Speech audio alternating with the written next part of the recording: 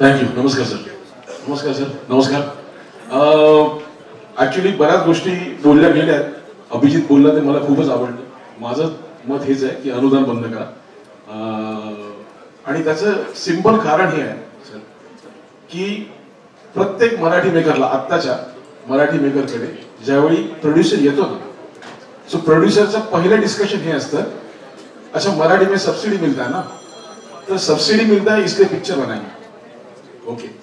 कारण त्या प्रोड्युसरला अर्ध नॉलेज असतं आणि मेकरला अर्ध नॉलेज असतं. माझी सिंपल रिक्वेस्ट आहे, आय डोंट नो ही कोणाकडे पुटअप करायची मला माहिती नाही, पण मराठीमध्ये निर्माता जो येतो ना, त्या निर्मात्यासाठी काही अटी पाहिजेत. निर्माता होण्यासाठी कमीत कमी, जसं मगाशी सचिनजी म्हणाले की तिकडे साऊथ मध्ये निर्मात्याला ट्रेनिंग दिलं जातं, तर इथेही निर्माता होण्यासाठी एक पर्टिक्युलर कॅप असायला हवी की तू कमीत कमी 3 चित्रपट एक्झिक्युटिव्ह प्रोड्युसर म्हणून काम केलं असेल तरच you can become a producer. You know, तरच मराठी चित्रपटासाठी काहीतरी कन्स्ट्रक्टिव्ह काम होऊ शकतं. That is one thing. आणि सेकंडली सर, जसं तुम्ही मगाशी म्हणालात की तुम्ही इंटरनॅशनल फेस्टिवल अटेंड केलं, मीही आता इफीला ज्युरी होतो.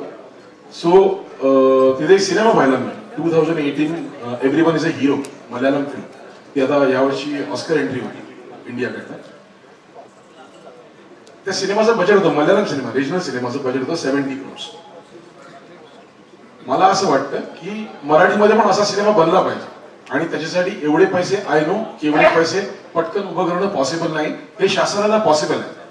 तर माझी सिंपल रिक्वेस्ट शासनाला ही आहे की असा चित्रपट जर कोणी घेऊन आला तर एक पॅनल असावं की जे अप्रूव्ह करेल की हा चित्रपट डेफिनेटली इंटरनॅशनल स्टँडर्डला जाऊ शकतो.